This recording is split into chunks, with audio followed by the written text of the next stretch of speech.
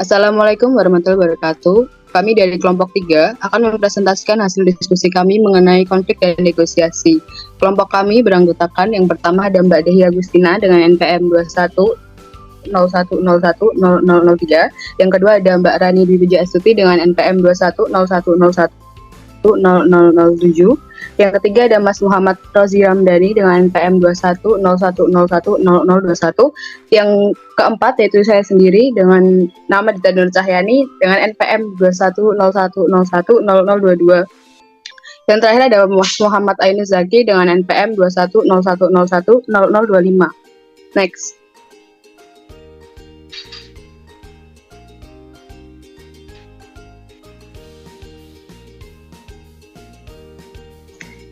Jadi apa itu konflik? Secara luas, konflik merupakan sebuah proses yang dimulai ketika salah satu pihak memandang pihak lainnya telah memengaruhi secara negatif atau akan berpengaruh secara negatif terhadap segala sesuatu hal yang dipedulikan oleh pihak pertama. Beberapa hal yang dapat terjadi karena adanya konflik yaitu ketidaksetujuan, yang kedua perbedaan atas interpretasi pernyataan, yang ketiga ketidaksepakatan dan yang berdasarkan pada ekspektasi atas perilaku. Next.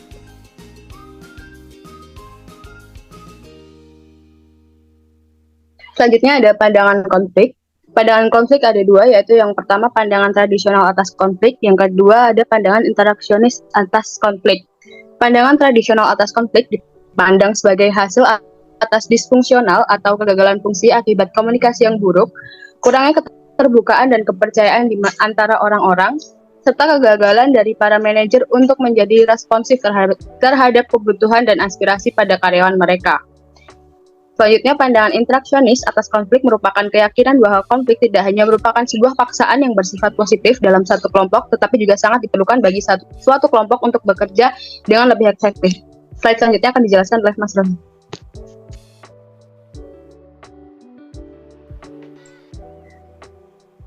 Sebelumnya, perkenalkan nama saya Muhammad Rozi Ramdhani, NPM 210021. Untuk materi yang berikutnya adalah jenis-jenis konflik. Untuk yang pertama adalah konflik tugas atau task konflik. Konflik tugas adalah jenis konflik yang terjadi ketika terdapat perbedaan dalam pemahaman atau pendekatan terhadap tugas atau pekerjaan yang harus dilakukan. Untuk yang berikutnya adalah konflik hubungan atau relationship konflik. Konflik hubungan adalah konflik yang terjadi dalam interaksi interpersonal atau individu kelompok. Fokus utama dari konflik ini adalah perbedaan dalam hubungan, komunikasi, atau persepsi satu sama lain. Dan jenis konflik yang ketiga adalah konflik proses atau proses konflik. Merupakan jenis konflik yang terjadi dalam proses pengambilan keputusan atau pelaksanaan tugas. Konflik ini berkaitan dengan perbedaan dalam pendekatan, metode, atau langkah-langkah yang harus diambil untuk menyelesaikan pekerjaan. Semisal anggota tim yang tidak sepakat tentang bagaimana mengatur tugas, membagi pekerjaan, atau mengambil sebuah keputusan. Lalu, ada lokus konflik. Yang pertama, konflik diadik. Konflik diadik terjadi antara dua individu atau entitas yang saling terlibat dalam konflik. Ini adalah jenis konflik yang paling mendasar dan umum terjadi dalam interaksi manusia. Contohnya bisa berupa konflik antara dua teman, rekan kerja, atau negara yang berseteru. Kemudian, konflik intergroup. Hal ini terjadi di dalam suatu kelompok atau tim. Ini adalah konflik yang timbul antara anggota-anggota dalam kelompok yang sama. Yang ketiga, konflik antar kelompok. Hal ini terjadi antara dua kelompok atau lebih yang memiliki kelompok berbeda. Kelompok ini memiliki identitas, tujuan, nilai, atau kepemimpinan yang berbeda. Kelompok semacam ini seringkali melibatkan persaingan antar sumber daya, perbedaan ideologi, atau perasaan saling ancam antara kelompok. Yang berikutnya akan dijelaskan oleh Mas Zaki. Ya, sebelumnya perkenalkan saya Muhammad Enu Yaki, NPM 210025, ingin melanjutkan presentasi dari rekan saya. Yang selanjutnya ada proses konflik. Jadi di sini telah dijelaskan ada 5 proses konflik. Yang pertama ada pertentangan yang berpotensial atau ketidaksesuaian. Tahap pertama dari konflik adalah penampilan kondisi, penyebab atau sumber yang menciptakan peluang bagi konflik untuk timbul. Kondisi-kondisi ini tidak lantas mengarah secara langsung pada konflik, tetapi salah satu dari mereka yang diperlukan jika hal ini muncul ke permukaan. Yang kedua ada tahap kesadaran dan personalisasi. Jika kondisi yang tercantum pada tahap pertama secara negatif mempengaruhi sesuatu yang dipedulikan oleh pihak lain, maka berpotensial untuk pertentangan atau ketidaksesuaian menjadi diwujudkan dalam tahap kedua. Nah, sebagaimana yang kita nyatakan dalam definisi kita mengenai konflik, salah satu atau lebih pihak harus waspada terhadap terjadinya kondisi yang mendahului. Namun karena ketidaksepakatan yang dipandang sebagai konflik tidak berarti dipersonalisasikan. Ini terjadi pada level yang dirasakan sebagai konflik ketika para individu menjadi terlibat secara emosional. Yang tahap ketiga ada tahap niat. Jadi niat ini mempengaruhi antara persepsi dan emosi orang-orang serta perilaku terbuka mereka. Mereka itu berkeputusan untuk bertindak dengan cara tertentu. Tahap yang keempat ada tahap perilaku. Perilaku meliputi pernyataan, tindakan, dan reaksi yang dibuat oleh para pihak yang sedang berkonflik. Biasanya sebagai upaya terang-terangan untuk mengimplementasikan niatan mereka sendiri. Tahap ini merupakan proses interaksi yang dinamis. Sebagai contoh, Anda mengajukan tuntutan terhadap saya memberikan tanggapan dengan berdebat, Anda mengancam saya dan saya balik mengancam Anda.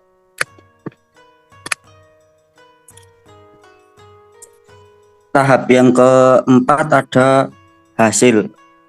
Aksi reaksi yang saling mempengaruhi di antara para pihak yang sedang berkonflik menciptakan konsekuensi. Seperti yang hasil yang fungsional, bagaimana mungkin konflik dapat bertindak sebagai kekuatan untuk meningkatkan kinerja kelompok.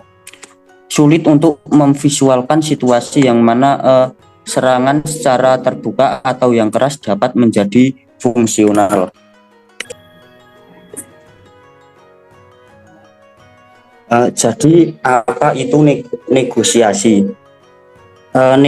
Negosiasi menyerap interaksi dari hampir setiap orang dalam kelompok dan organisasi yang terlihat dengan jelas.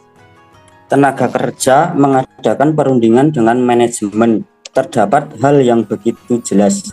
Para manajer biasanya melakukan negosiasi dengan para karyawan, para rekan, dan para bos. Tenaga bagian penjualan akan bernegosiasi dengan para konsumennya. Agen pembelian melakukan negosiasi dengan para pemasoknya, dan terdapat yang hampir tidak setara. Seorang karyawan sepakat untuk menutupi koleganya selama beberapa menit sebagai pertukaran untuk manfaat pada masa mendatang. Yang selanjutnya akan dijelaskan oleh teman saya. Baik, sebelumnya perkenalkan, saya Dea Agustina, NPM 210003, akan melanjutkan pemaparan dari rekan saya. Selanjutnya akan membahas tentang strategi perundingan. Terdapat dua pendekatan umum mengenai negosiasi. Di antaranya yaitu perundingan distributif dan perundingan integratif. Perundingan distributif atau distributive bargaining merupakan negosiasi yang berupaya untuk membagi jumlah sumber daya secara tetap dengan situasi kemenangan atau kekalahan.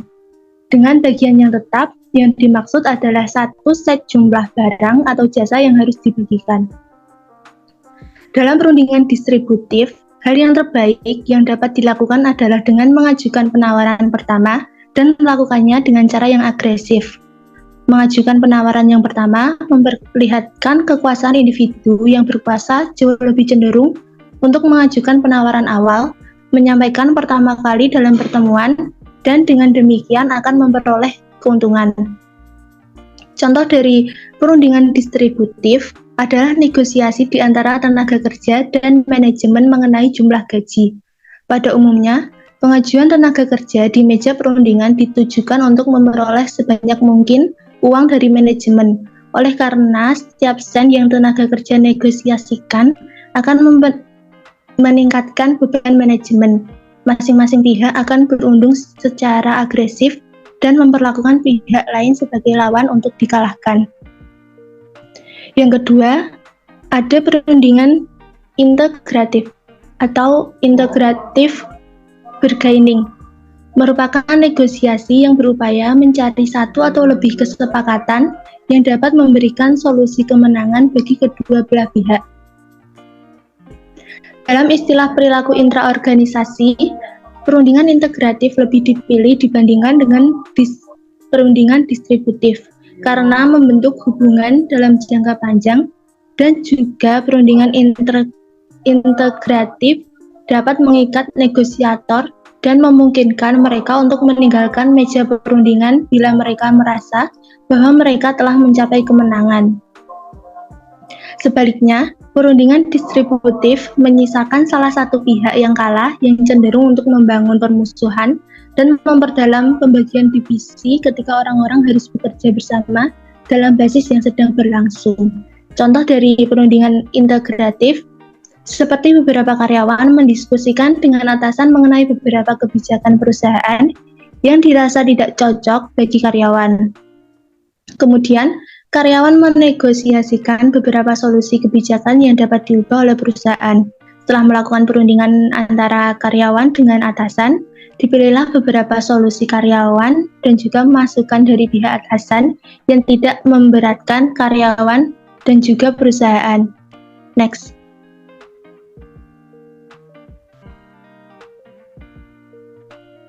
Selanjutnya ada proses negosiasi. Proses negosiasi terdiri dari 5 tahap, yaitu yang pertama, persiapan dan perencanaan. Sebelum memulai sebuah negosiasi, kita harus melakukan sebuah persiapan dan perencanaan, agar negosiasi berjalan dengan sesuai yang diinginkan dan maksimal. Seperti halnya kita harus mengetahui siapa yang terlibat dalam negosiasi, apa hasil yang diinginkan dari adanya negosiasi, dan apa tujuan melakukan negosiasi. Selain itu, kita juga mempertimbangkan seberapa kuat posisi lawan. Apakah mereka sepakat dengan negosiasi yang dilakukan? Jadi, persiapkan strategi dan argumen dengan menggunakan fakta dan data agar memenangkan sebuah negosiasi. Yang kedua, mendefinisikan aturan-aturan yang mendasar. Di dalam fase ini, kita harus memahami apa aturan-aturan yang harus ditaati dan disepakati. Sebagai contoh, permasalahan apa yang akan dinegosiasi dan apa prosedur spesifik yang harus dicapai. Lalu, para pihak akan saling bertukar proposal atas permintaan awal. Yang ketiga, klarifikasi dan pembenaran. Di proses ini, para pihak negosiasi menjelaskan, memperkuat, menjernihkan, mendukung, dan membenarkan permintaan awal. Di dalam proses ini merupakan titik peluang dalam negosiasi. Yang keempat, melakukan perundingan dan pemecahan masalah. Proses ini adalah upaya memberi dan mengambil secara aktual dalam mencoba untuk menyelesaikan perjanjian. Hal ini adalah di mana kedua pihak perlu membuat koneksi. Dan yang terakhir, yaitu penutupan dan implementasi. Proses terakhir dalam negosiasi adalah merumuskan perjanjian dan mengembangkan prosedur yang diperlukan untuk mengimplementasikan dan mengawasinya. Dan dalam penutupan disimpulkan sebuah kesepakatan dan tidak hanya berjabat tangan. Selanjutnya akan dijelaskan oleh Mbak Rani. Baik, sebelumnya perkenalkan terlebih dahulu, saya Rani Dwi Pujiastuti, NPM 2101010007. Di sini saya akan menjelaskan mengenai perbedaan individual dalam efektivitas negosiasi. Nah, dalam perbedaan individual dalam efektivitas negosiasi ini terdapat 4 perbedaan. Yang pertama, sifat kepribadian dalam negosiasi. Individu dengan sifat ekstrovert cenderung berkomunikasi dengan lebih mudah, antusias, dan berenergi tinggi. Mereka cenderung lebih aktif dalam membangun hubungan dengan pihak lain, berbagi informasi, dan membawa kehidupan ke dalam proses negosiasi. Kemudian yang kedua, suasana hati atau emosi dalam negosiasi. Nah, dalam konteks negosiasi ini, suasana hati atau emosi dapat memiliki pengaruh signifikan terhadap hasil negosiasi. Penting untuk diingat bahwa suasana hati atau emosi dalam negosiasi dapat bervariasi antara individu satu dengan individu yang lain. Kesadaran akan emosi dan pengaruhnya, serta kemampuan untuk mengelola dapat membantu individu dalam mencapai hasil yang diinginkan dalam negosiasi. Kemudian yang ketiga, perbedaan gender di dalam negosiasi. Stereotip gender dalam masyarakat masih memiliki persepsi dan harapan yang berbeda, terutama terhadap perempuan dan laki-laki dalam konteks negosiasi. Stereotip gender dapat mempengaruhi persepsi orang terhadap kemampuan negosiasi dan strategi yang digunakan oleh masing-masing gender. Misalnya, perempuan seringkali dianggap lebih kooperatif dan lebih fokus pada hubungan interpersonal, sedangkan laki-laki biasanya dianggap lebih kompetitif dan lebih fokus pada hasil akhir. Kemudian yang terakhir,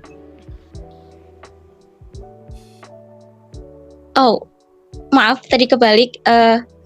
Kemudian ada budaya dan negosiasi. Budaya dalam negosiasi merujuk pada norma, nilai, kepercayaan, dan praktik yang ada dalam suatu kelompok masyarakat atau organisasi yang mempengaruhi cara negosiasi dilakukan. Budaya dapat mencakup faktor-faktor seperti bahasa, adat istiadat, norma kesopanan, hierarki, dan sistem nilai yang berlaku dalam suatu kelompok. Dalam budaya yang tinggi akan hierarki, negosiasi mungkin lebih bersifat formal dan menghormati otoritas. Next.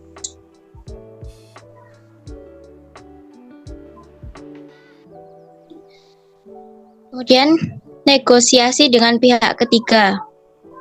Peran dari pihak ketiga itu ada 3 peran. Yang pertama, mediator. Mediator merupakan pihak ketiga yang netral, yang memfasilitasi solusi yang dinegosiasikan menggunakan alternatif-alternatif berupa pertimbangan, bujukan, saran, dan sebagainya. Persepsi dari mediator ini juga penting. Yang agar menjadi efektif, maka mediator harus bertindak sebagai pihak netral dan tidak memaksa. Yang kedua, arbitrator. Arbitrator adalah seorang pihak ketiga dengan otoritas untuk mendikte perjanjian. Arbitrasi ini dapat secara sukarela atau diminta oleh para pihak, dan dapat diwajibkan atau dipaksa terhadap para pihak oleh undang-undang atau kontrak. Kelebihan terbesar dari arbitrase ini adalah selalu dapat menghasilkan penyelesaian. Kemudian, yang ketiga sebagai konsiliator, yaitu sebagai pihak ketiga yang terpercaya yang menyediakan komunikasi secara informal di antara negosiator dengan lawan. Para Para konsiliator ini umumnya bertindak sebagai lebih dari sekedar mengarahkan komunikasi semata. Mereka juga terlibat dalam pencarian fakta, menginterpretasikan pesan, dan membujuk pihak yang bertikai untuk mengembangkan kesepakatan. Next.